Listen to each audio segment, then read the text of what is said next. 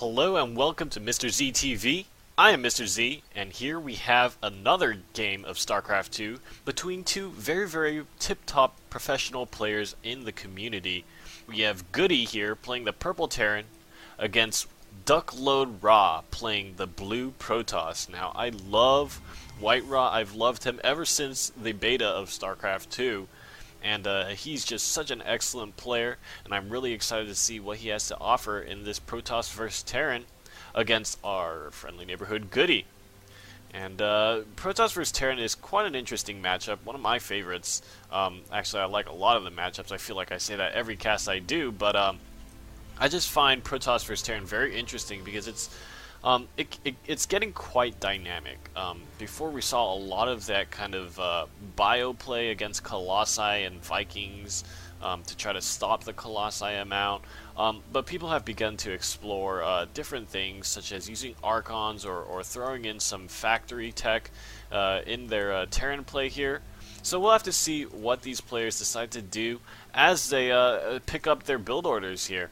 Now, the map is Jungle Basin, and many people agree that Jungle Basin is slightly stronger, or should I say just plain stronger for the Terran race, just because of the fact that the third base is quite difficult to defend, and the Terrans get a lot of map control by putting the planetary fortress up at this third, right over on this part of the map here. But we'll have to see if Duckload Ra has some way to prevent this from happening. And we see Duckload Ra scouting in with his probe, and he's going to get some information. He's going to know that there's a gas geyser down, the barracks are down, but not so much entirely figuring out what Goody is going to be going for. Opening the game here.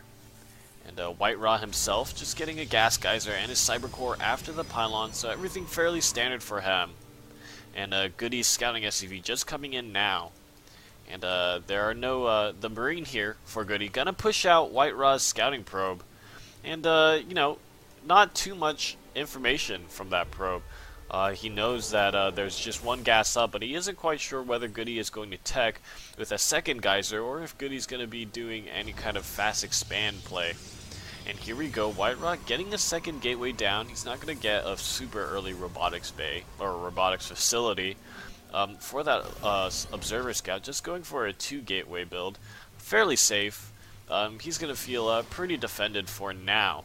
But we do see Goody putting down the factory and a second geyser, so he's going to be teching up. I wonder if we'll see something like Banshees or maybe tanks even, or Hellions. I'm going to go on the Banshee route here. I'm pretty confident that Terrans mostly enjoy that Banshee opening against Protoss because it can get very strong, and it can be very punishing if the Protoss does not play out his cards correctly. But we'll have to see what Goody does. And we see 2 early sentries from Duckload Ra, and that is going to be pretty good at holding off any crazy early aggression from Goody. And at this point, I think that's a fairly good idea from Duckload Ra, as he wasn't able to scout as much as he would have liked. And so he isn't quite sure if Goody is going to be aggressive or not. So going for the safer option, always a good choice. And we do see a starport here. That is very interesting. And the tech lab on the factory is now done, and he's lifting it off. So it does look like, ladies and gentlemen, Goody is going for a Banshee opening. So very good. Duckload Ra doing really good, actually, about scouting across the map. If you look at his vision, he's just moving the Stalker around.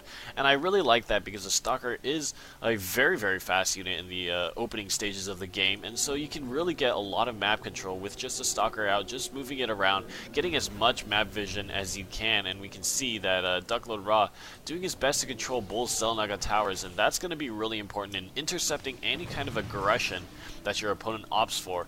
It looks like Duckload going to take an expansion here, and now he's getting that robo facility, so I think this timing will work out just fine for this inevitable Banshee. And we do see that Cloak is being upgraded.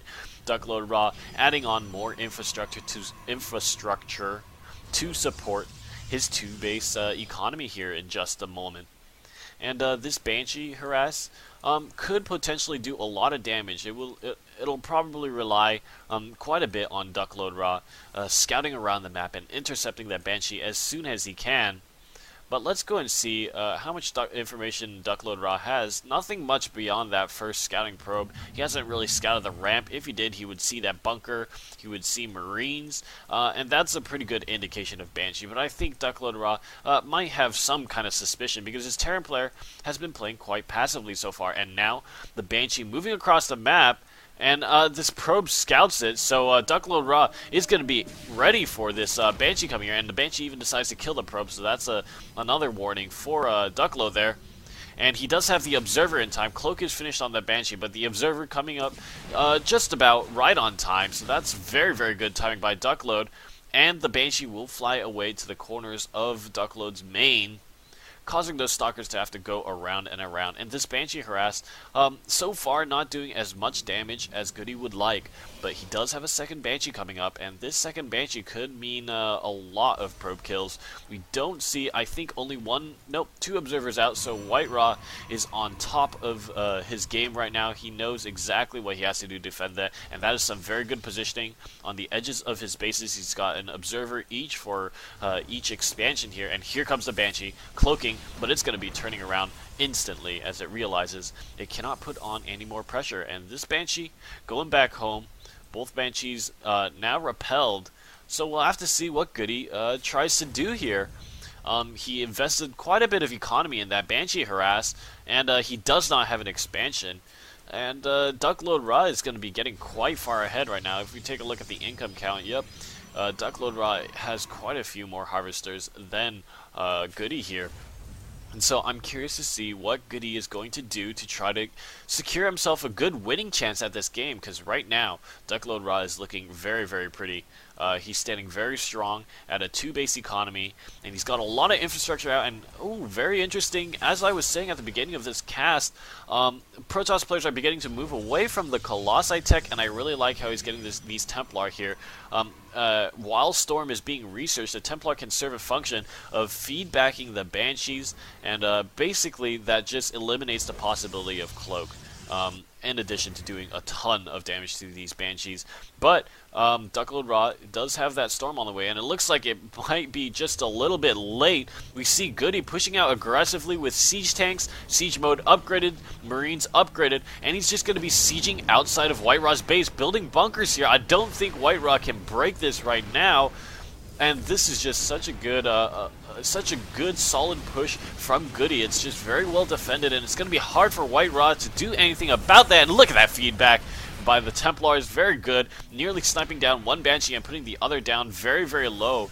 And these Marines being ferried over by that medevac, so that's some very good tacticianry by our player Goody here. And he's just going to be pushing in back and forth with these Marines, and the tanks are in range to shell those Stalkers. That is a free refinery and a free pylon for Goody here. And the Stalkers continue to try to poke, but he's going to lose a lot of health. Oh, and that is not good. White Raw losing all those Stalkers.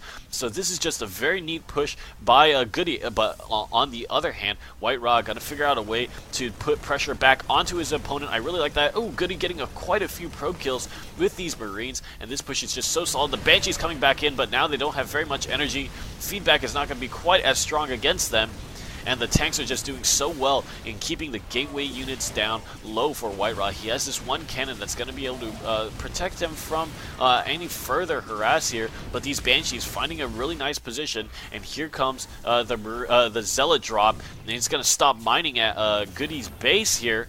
So that is some very good counter pressure. Uh-oh, and this tank looks like it could be quite exposed, but Duckload Raw deciding to pull his units back. And meanwhile, Goody's little contain here outside of White Raw's base is still holding up very strong. He has SCVs here to repair the tanks, and it looks like Goody is going to be stimming in and trying to do more damage. Meanwhile, mining still being interrupted here, and White Raw even warping units in with that warp prism, and he's trying to do a lot of damage to the SCVs here. Let's go and take a look at the income count. It looks like White Raw is still ahead, and even sending in an additional Zealot, but the expansion hasn't even landed. So even though Goody has a very strong contain here, White White Raw ending up doing more damage with that single Warp Prism. Now Goody's going to be pushing in aggressively, and I like how he's dropping his tank here. He's going to be able to do a lot of damage. It looks like the sentry on hold position. He's going to lose that sentry, and he's going to lose possibly the assimilator. Goody continuing to do more harass with this contain, but an Archon now and an Immortal, and that's probably going to clean up a fair bit of these tanks. Let's see what damage White Raw can do. The Immortal does get sniped down, and this tank is desperately being repaired. And it will survive, and so more damage being taken to White Raw's economy there. But White Raw warping in Templar. Will he storm the SCVs? And here comes possibly a Money Storm. And no, it looks like White Raw wants to save that energy. But once again, he will interrupt mining at the natural. And so while Goody has been doing very well with this harass, Goody has not been able to get to the heart of White Raw's economy. None of White Raw's economy was hampered, and so Goody is just throwing units onto units, and White Raw can keep remaking them. But here we go. The Templar are going to be dropped here. Oh no, and it looks like he's going to be warping in units to defend the tank fire, and that is some very good control by White Raw. Warping in the Zealot to attract the tank fire so his Templar could drop the storm on the mineral line. But it looks like Goody has this area locked down. White Raw going to retreat with his Warp Prism. And that has just been some very interesting drop micro by White Raw. Uh-oh, and here comes a Viking. I think he's going to lose this Warp Prism, desperately dropping all his units, and they do get away. And White Raw just using one more Storm and then forming these Templar into Archons. So that is some very good awareness by White Raw. He's got very fast reactions. Now, still 2 siege tanks and 2 bunkers remaining for Goody on the outside of White Raw's base. But I'm pretty sure White Raw will be looking to break this contain pretty quickly. And here we go, 3 Immortals. That is going to be quite solid. They're taking a lot of the damage of these bunkers. It looks like the tanks have gotten away, and so that is very good by Goody to preserve all his units, to preserve as many at least of the units he can. So it looks like White Raw will finally break out of this contain. Duckload Raw, I'm sorry, I've been calling him White Raw all the time. That's just my reflex. And Goody is going to be retreating his workers backwards towards his 2-base economy. Now, going to look at the supply count, players are fairly even. And it looks like Goody has caught up with the Harvester count here. But White Raw taking a third. And this is the difficulty of Jungle Basin. If White Raw can manage to get this third up and running, that is going to be a huge boost to him on Jungle Basin, because that is one of the big advantages